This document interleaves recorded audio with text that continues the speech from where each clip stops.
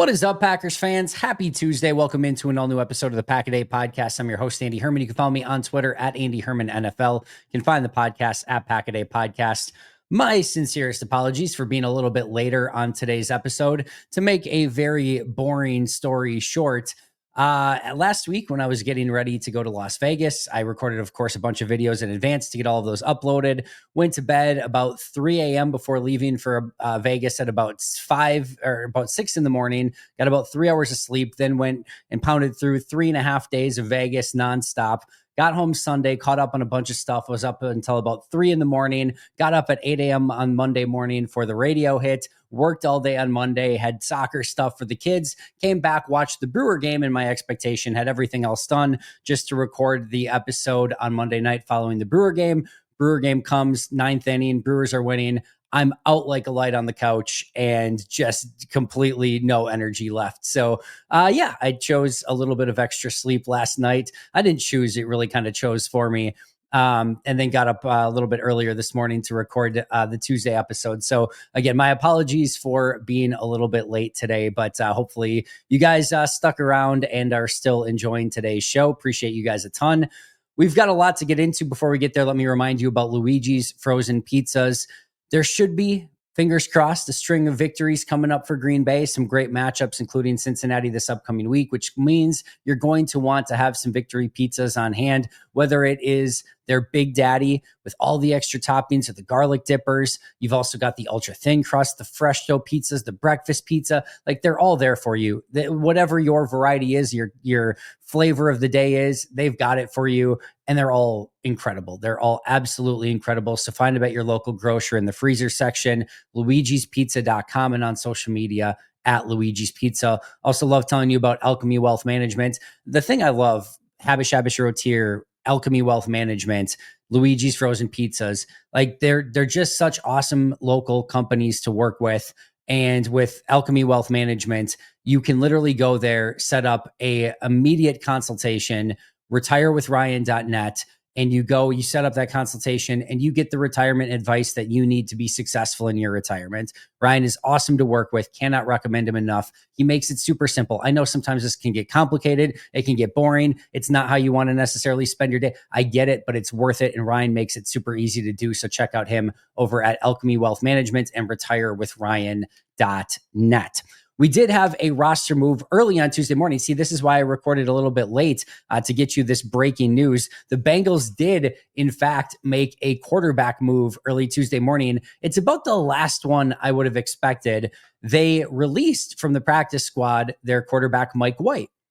Now, the reason I say that's a little bit unexpected is because we thought that maybe there would be a quarterback change here for Cincinnati. Maybe they would bring somebody new in, maybe even trade for somebody. And that still could happen today. It could be happening while I'm recording to this episode. But just know every minute that goes on at this point that Cincinnati has not yet traded for a quarterback, it's less and less likely that that quarterback is going to be ready and available for Green Bay this upcoming weekend. It would seem that going into this game, especially now, that their options were going to be their two quarterbacks on their active roster, Browning and then Rippon, and then their two practice squad quarterbacks, Mike White and Sean Clifford.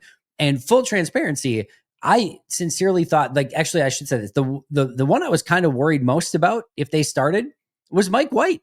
I'm not necessarily worried about any of the four, if I'm being honest, but Browning does not look good. We know what Sean Clifford is.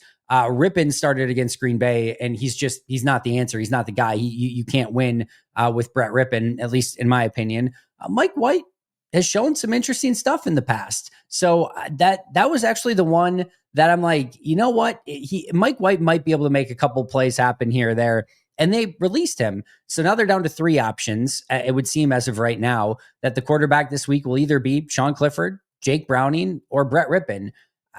To me, their best option is Jake Browning at this point. I don't think Rippon or Clifford do anything for you, but maybe they still pick somebody up. But man, they are really behind the eight ball to do anything like that. So in a weird sort of way, the one quarterback that I had, I guess the most hey, he might be able to make a couple plays was Mike White. And now he is off the roster. I don't know if there was something where they're just yeah, we're not going to use this guy, or Mike White's hey, if you're not going to use me now, you're never going to use me. I don't know what the situation was, but Mike White no longer a member of the Cincinnati Bengals. Meanwhile, On Monday, the Packers did work out 5 defensive tackles. We'll talk about the Devonte Wyatt injury situation here momentarily, which is where we're going to spend the majority of our time today. But with Devonte Wyatt injured, Green Bay did work out 5 defensive tackles. Tommy Akinbisote, I don't know exactly how to pronounce that. My apologies, but that's one of them. Anthony Campbell, Keandre Coburn, Fabian Lovett, and Omari Thomas are the 5. There were 2 that I kind of liked as UDFAs / late 7th round pick sort of guys coming out of the draft. Those 2 were Keandre Coburn and Fabian Lovett Jr. Those would be the 2 I would probably like a little bit more for Green Bay, but we'll see if they actually make a move at that spot. I saw some people immediately jump to the conclusion of, well, looks like Devonte Wyatt's going to be out for a period of time. Just because Green Bay is working out defensive tackles, I wouldn't necessarily jump to that conclusion. It might be right. It might be that, Devonte is going to be out for a period of time. It could just be that Green Bay is consistently looking at their emergency options for all different positions. This is something that they do from time to time, is they bring in a group of players to help them stack their emergency board in case they do get some injuries that hit. Also, even if Wyatt is going to be out for just a week, they may want to have somebody extra on the practice squad just in case. So I wouldn't read anything into it yet. Where I would read into a potential long-term Devonte Wyatt injury would be if they put him on IR. That has not happened, at least as of recording this. And unless that happens, I'm still assuming Wyatt's going to be back sometime probably in the next few weeks. We'll have to wait to see for sure. We don't know. There would have been no advantage, by the way, in case you're wondering, of putting him on IR before the bye week. That does not count as a missed week. It has to be a week that your team has a game. So they could still put him on IR this week and open, or, basically have him sit for 4 weeks. It's possible. We'll have to keep an eye on it. But as of right now, I wouldn't read too much into 5 practice squad defensive tackles coming and working out for you and saying, well, clearly this means Devonte Wyatt's going to be out a while. Maybe it does. I don't think we can quite jump to that conclusion as of yet. All right, let's get to our main topic for today, which is Green Bay's injury report. And of course, the huge news that Christian Watson is practicing, and they opened up his practice window from the physically unable to perform list. 274 days since his ACL injury. He is back practicing. He did not do team activities. He only did individual work. That in and of itself probably would say to me he's not going to play this week against Cincinnati, which is fine, by the way. You have 3 weeks to ramp him up. I'm not saying that you necessarily need to use all 3, but I still think you want to use some common sense. And I still think you want to, let him have a ramp up period, even if it's not for the ACL, as Christian Watson mentioned yesterday. That's going to be determined, based on, his rust more than his ACL. He just said he's a little bit rusty at this point, needs to work off some of that, that football rust and get in a little bit more football shape. But, great for him that he is back practicing. Now, what this means for Green Bay, first and foremost, they get one of their best receivers back in the room. As mentioned, when he plays, that is TBD. I would assume, again, not this week. Whether he plays in Arizona on turf after that, I don't know. Pittsburgh after that, we'll have to kind of wait and see.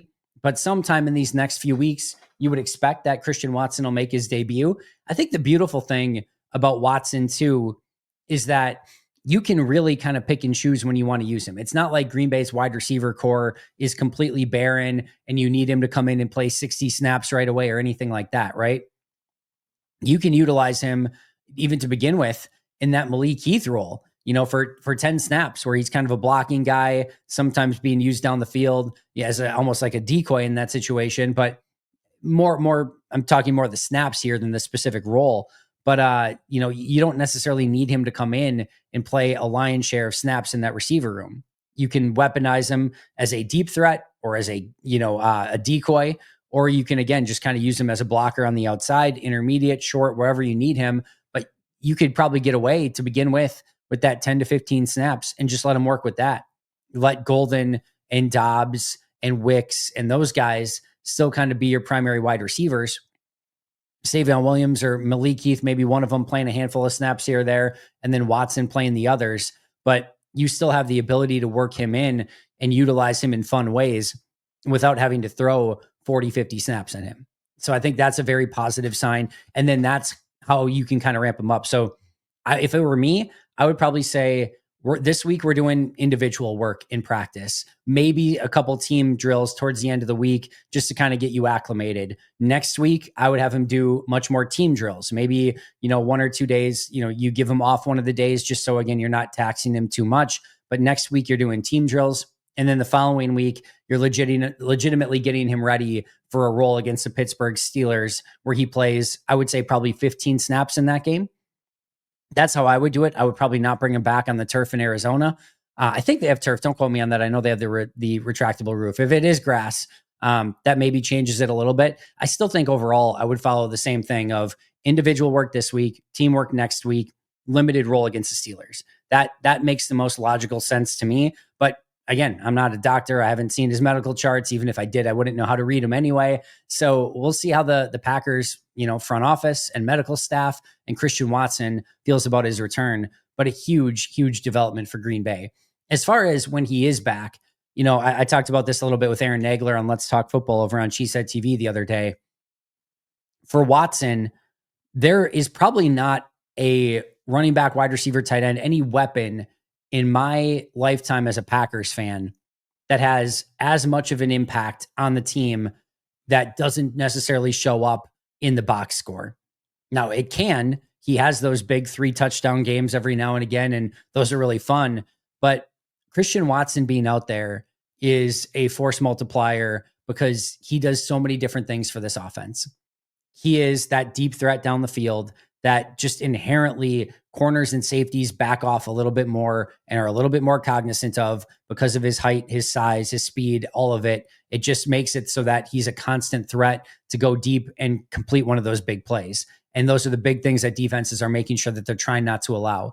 And just because of that, it opens up a little bit more underneath for guys like Josh Jacobs, Tucker Kraft, Jaden Reed, any of those guys, Romeo Dobbs, etc. And that just allows a little bit more opportunity for run after the catch. The safeties are backed off a little bit more. That is super helpful. The other thing is he's such a great blocker on the outside. I used to say him and Wicks were kind of 1 and 2. I thought Wicks last year was probably a little bit better. Wicks hasn't been as good of a blocker so far this year. There's a chance that he comes in and is all of a sudden immediately their best blocking receiver. He's completely unselfish. I don't know that they're going to use him this way to begin with, but you can also use him in some of those gadget roles. They don't probably need to right now because they have Savion Williams and Matthew Golden. We know Jaden Reed can do a little bit of that as well when he's back. But even if you want to, you certainly could do that as well. There's so many different ways to utilize him. And the other thing, like, he can just be a possession receiver over the middle. Maybe you don't want to just use him as a deep threat. Maybe you want to, again, get him a little bit more ramped up than that. That's fine. Even as a intermediate receiver over the middle of the field, his size and strength plays there too, where you can, complete some of those contested catches. And for Jordan Love, with his desire to throw the ball down the field and how this offense is aggressive down the field, having a guy like Christian Watson back in this offense for that playmaking ability, that helps a ton as well. Hey friends, week 5 is officially in the books, which means it's time to start getting our sleeper picks in for week 6. And what better place to start than Thursday Night Football, Philly, New York. Maybe not the most epic game in the world, but this is what makes Sleeper so amazing. It always makes the games just a little bit more interesting. And right now, Sleeper's offering double promos. You know the one already. 100% match up to $100 by utilizing code PACKADAY. Again, 100% match up to $100 by utilizing that code PACKADAY. So get after that one. But maybe you're new to this whole thing. You can get a free $20 entry right now. No deposit required. It doesn't get any better than that. A free $20 entry with no deposit required. Terms and conditions apply. Check Sleeper for details. Operational in over 25 states already. But here's what I'm going with for Thursday Night Football. And I just wanted to show you, it doesn't need to be anything extravagant. I'm going 2 things. Cam Scattaboo, touchdown. Saquon Barkley, touchdown. Both of them, anytime touchdowns, more than half a touchdown, are winners here. So Cam Scattaboo, Saquon Barkley, I say they both score in this particular game. And if so, as you can see here, 3.24 times the amount that I entered. So a great opportunity to win. It makes watching the game so much more fun. Check it out over on Sleeper. You're not going to want to miss it. And again, make sure to utilize that code PACKADAY to get a 100% match up to $100 and take advantage of that free $20 play with no deposit required whatsoever. What are you waiting for? Go get after it right now. We're not going to be able to see this anytime soon, but I stand by the idea that I think the best weapon group for Green Bay that they can possibly assemble is Golden and Watson on the outside with Reed in the slot and then Kraft at tight end and Jacobs at running back. Then you have weapons everywhere, like legitimate, oh crap, they've got the ball in their hands sort of weapons. Golden can beat you deep. Watson can beat you deep. You've got Jaden Reed, who is that, again, just finds little ways to get open in anywhere on the field, but from that slot position, I still think, we're sleeping on Jaden Reed a little bit and what he means to this offense when he's in there. Tucker Kraft, of course, is having a great start to his season. We know what Jacobs can do. Those are the 5 best playmakers on this team. And if at some point towards the end of the year, you can get those 5 together, at the same time, that would be absolutely awesome. And I think that would be their most fun lineup to put on the field. So that's hopefully what we're working towards. Obviously, Reed's got to get healthy too. Watson's got to get fully healthy. And then you need to keep Jacobs and Golden and Kraft healthy as well. But to me, that's their best possible 5 to put out on the field and just make it so that defenses are a little bit extra afraid with those 5 guys out there. But an awesome sign that Christian Watson was back out there practicing, and just a kudos and shout out to him as well. That had to be just devastating in the moment. You're going into a contract year and it's the end of the season. You're working your way back from another injury. You tear your ACL and MCL. And he said the other day, he's like, yeah, I haven't taken a day off. I mean, I just want to reiterate to everyone, this matters to the players. I know you hear the one-off story here and there of like, yeah, they don't really care about football that much. Even the players that don't care about football that much. All right. This is their job. This is their opportunity to get paid now. It does not last long. It does not last long at all if you're on the bench with injuries the entire time. You're not going to get that big second contract. The goal of every NFL player is to really get that big. The first contract, unless you're a top 20 pick, is relatively small, all things considered. That second one's the huge payday. Most never get to number 3. And if you did, you've already made your money, right?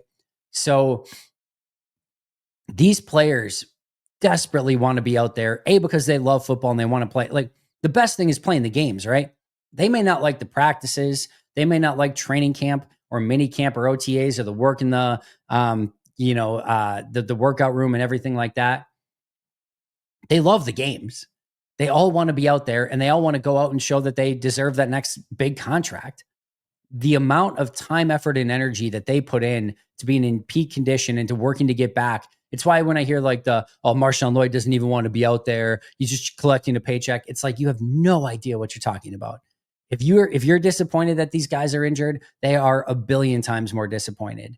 So I'm so happy for Christian that he was able to work his way back. So impressed with his ability to work back so quickly. And again, this matters to these guys, and pretty cool to see him get back as quickly as he did. And hopefully when he gets out there, he looks exactly like Christian Watson. That's the next thing that we're going to have to kind of keep an eye on as he comes back from injury. 2 other players back from injury on Monday. That's probably, while not the headliner of Christian Watson returning, probably more important to the success of Green Bay in the here and the now. And that's the return of Zach Tom and Aaron Banks. We don't know how much they practiced. We don't know, especially with Zach Tom and that oblique. Is this just kind of like, hey, we're going to get him some individual work where he doesn't actually have to go one-on-one and have any sort of risk of that oblique, and maybe he's still a couple weeks away. We don't know any of that. There's no injury designations yet, but great to see Zach Tom and Aaron Banks back out there. I know Aaron Banks hasn't been off to the great start, right? Training camp was weird. He was constantly banged up. And then he played one game, didn't play great in that game. It wasn't as terrible as people are leading you to believe, but it wasn't good. And, then he gets hurt again. And we've seen basically one game that wasn't really impressive from Aaron Banks. I just think we all want to have that immediate take, oh, he's not worth the money. He's going to be a bust. What was Goody thinking? Let's see what he looks like when he's out there and healthy and gets a little bit more ingrained in this offensive line. I mean, none of these offensive linemen have looked great in Green Bay so far, right? Not Jenkins, not Ryan, not Walker. Tom was fine in his first game, but it's been a rough start for the offensive line in general. Let's see when they gel together and get back healthy what that looks like. And hey, if Banks sucks, then yeah, we'll have plenty of time to talk about it and say he's terrible. What was Goody thinking in that deal? I think it's too early to jump to that conclusion. And as I went back and watched every snap of his from San Fran, I think he's a good, solid offensive lineman. Not great, not all pro, not pro bowler. They probably overpaid for him almost no matter what. But if he can be a good, solid starting offensive guard, like he's going to be worth at least the roster spot and some of the money that he's getting paid. And it's going to be a benefit to having him on the team. Now, if he doesn't, again, we can complain about that later, but I still think his return from injury is going to be important. They need to get him in there, get him playing better, and then get him into a little bit more of that routine. I think he's going to be fine. I really, really do. And hopefully this is his return from, injury for good. He's healthy and he can play his best football the remainder of the season. And just to go back to last year in San Fran, I thought like first 8-9 weeks of the season last year, he was playing his best football and looked like a really good starting guard. So if they can insert that into the lineup and he can play well, that's going to be huge for Green Bay. Still have hope that Banks can play much better than the very, very, very small sample size that we've seen so far this year. And then for Zach Tom, he's just their best offensive lineman. It's just one spot that you can basically say, set it and forget it. You don't have to worry about it. He's at the right tackle. Yeah, if you're going against an Aiden Hutchinson or a legit, top tier left, defensive end, then yes, there can still be some concern. Maybe you chip and help from time to time. But for the most part, Zach Tom is just going to get the job done. And having that one guy on the offensive line where you don't really have to worry about it, it just sets everything else a little bit more at ease when you've got one of those guys out there. So his return cannot be overstated. It is super important to this team that Zach Tom is out there and playing well. And we've seen how great Jordan Love has been with a full or I should say with time to throw. When he has time to throw and can sit and deliver in the pocket, his numbers are out of this world. It's when you get pressure on him where it goes a little bit more wonky, which is, of course, just a normal quarterback DNA, right? But if they can keep him a little bit more upright in the pocket, then, of course, this offense is just going to be, clicking on all cylinders and really be making it so that this offense is, again, operating the way that you would ideally like them to operate with their full functioning weapons, both on the offensive line, and then hopefully as Christian Watson, Jaden Reed, et cetera, get back, they've got all their weapons that they need. And this offense, again, looks like we expected it to look going into this season. So great to have Zach Tom and Aaron Banks both back on that offensive line. We'll see if they play this week. Again, it's not a guarantee that they do, but it's a great sign that they're going to be back sooner rather than later. Another player that was back practicing was Jacob Monk. This has less immediate impact, but if you remember, just last week, they're bringing Brant Banks up to the roster. Lacedis Smith was active. Jacob Monk is not going to be the starter at center. They're not going to move Elton Jenkins back to guard. I've seen some people. It's just not going to happen, at least not anytime in the near future. Things would have to go pretty wrong, I think, in order for that to happen. But if Monk is ready to play and can be that number 7, number 8 guy who can play center or guard, it gives you much better depth. You're not as concerned if he has to go in there. I don't think Monk is outstanding, great. I'm not sure he's even good, but I think he can provide you some depth, especially at center, and make it work okay. The player I've always kind of likened him to was Lucas Patrick. I don't think you're ever thrilled that Lucas Patrick is your center or your guard, that he's out there playing, but it's not one of those that if he's in there, you're going to be like, oh my God, we can't even play with this guy. Like, what are we doing? It's not, I don't even need to name the names. You guys know the ones I usually name. It's not one of those. It's just a turnstile out there, right? I think he can give you that. And I think, Lucas Patrick, by the way, this is not to diminish Patrick. Patrick's had a very lengthy NFL career. He's still playing to this day and starting. So he's been awesome. He was always the first guy out at practice, working his ass off. So I love Lucas Patrick. That's not meant to be, anything towards him. It's just that's kind of the player that I could see Jacob Monk kind of developing into. And that's okay. That's a good, solid depth piece that can fill in as a starter from time to time. And that would be a great result for Jacob Monk. But that's how I kind of view it. But it still gives you much better depth than what you had even just a week ago when Brant Banks and, again, Lacedis Smith had to be called up to give you just those extra guys that you need in case of emergency on the offensive line this past week. Either way, great to see Jacob Monk practicing as well. It wasn't discussed, but it's somewhat noteworthy that Nate Hobbs was also back practicing. He had the concussion from the Dallas game, did not finish that game. So, we didn't know for sure, but he was back practicing on Monday as well. That should be a clear sign that he's going to be good to go for the Bengals game this week. And then unfortunately, there were two players that were not practicing, Anthony Belton and Devontae Wyatt. For Belton's standpoint, we knew, I think it was a high ankle sprain. Those usually take a few weeks, and it's not super unexpected that he was not going to be able to go quite yet. And with some of these other offensive linemen like Aaron Banks and Zach Tom practicing, Jacob Monk making his return in some capacity, it's a sign that maybe, the Belton injury isn't as important right now because they have some of that depth back, where if they didn't, they would have really needed Belton on the line. So it's not as of an issue. So yeah, that to me is totally fine with him coming back. They're taking a little bit more time to come back, I should say, and not being as worried about that right now because of the depth that they have with some of these players coming back. Assuming, of course, that Zach Tom and Aaron Banks are able to play. If not, then that Belton injury could also be important. Devontae Wyatt is the big one. With Devontae Wyatt, for me, he has been outstanding. He's been one of my best surprises so far this year, as we talked about on yesterday's episode. He's been really good as a run defender. He's been fantastic as a pass rusher, and just a really strong overall defensive tackle. And for me, you can get by in Cincinnati. At least you should be able to. In Cincinnati, maybe even Arizona without Wyatt, but his health is exceedingly important to this team. And if you lose him for any significant period of time, it would be massively detrimental to this team. So I think you want to be a little bit cautious here, understanding that the sooner you can get him back, the better. But his health in the long term is really, really important to the Packers. So take your time here. Give him the time that he needs to get back and healthy and hopefully playing 100%. But this is a big loss for Green Bay. Now, in the interim, against the Bengals and maybe the Cardinals, I think they can get by. Brooks and Wooden are going to have a lot of heavy lifting on their plate. LVN's going to kick inside in some obvious passing downs, I'm sure. And then you're going to have to go with Nasir Stackhouse and Warren Brinson as your other two. At least you're not kind of caught with your pants down where you don't have Brinson activated and only have 3 defensive tackles. I think Brinson in that role will be fine. I think he'll give you kind of a Carl Brooks type of game where it's not spectacular, but you can, again, be fine with it. I'm not super concerned that it's just going to be like a total loss with Brinson in there. But Brinson's going to have to prove that. And he's not been active in any of the games so far. It's going to be a big step for him. And it's not like you can just not play him either. You're going to have to play Brinson in this game if Wyatt can't go. So one to keep an eye on. By the way, not to say that Wyatt can't play this week. It's early in the week. Just because he didn't practice Monday doesn't necessarily mean he can't play on Sunday. But that's going to be a big injury to keep an eye on through the course of this week.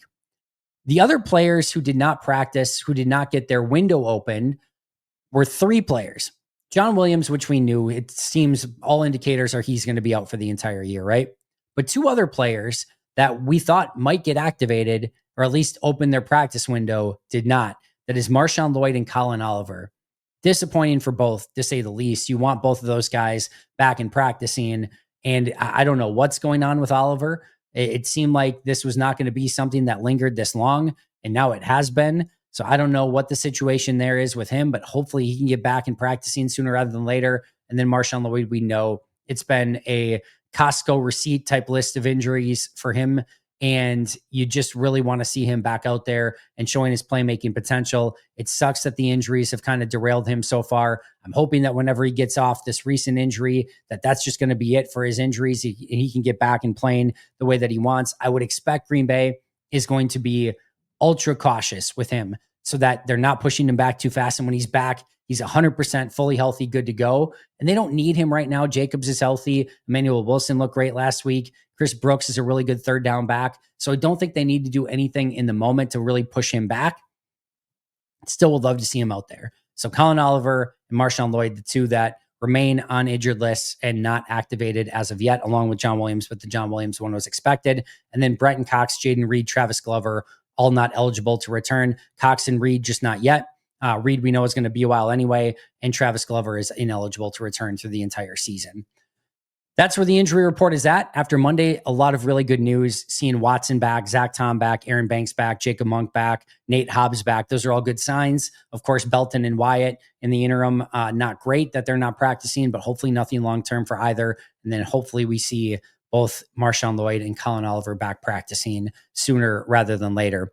Meanwhile, the Packers remain 14.5-point favorites against Cincinnati. We'll be covering that game this week. Tomorrow, you can look forward to the Paul Farrington Show. Later today, members-only Q&A. If you're not a Pack a Day Podcast YouTube member yet, make sure to check that out. Now is a great time to do so. Later in the week, Aaron Nagler and I will be previewing that. That will be a members-only episode. So again, Q&A today, Nagler episode later this week. Great time to become a YouTube member right here, right now.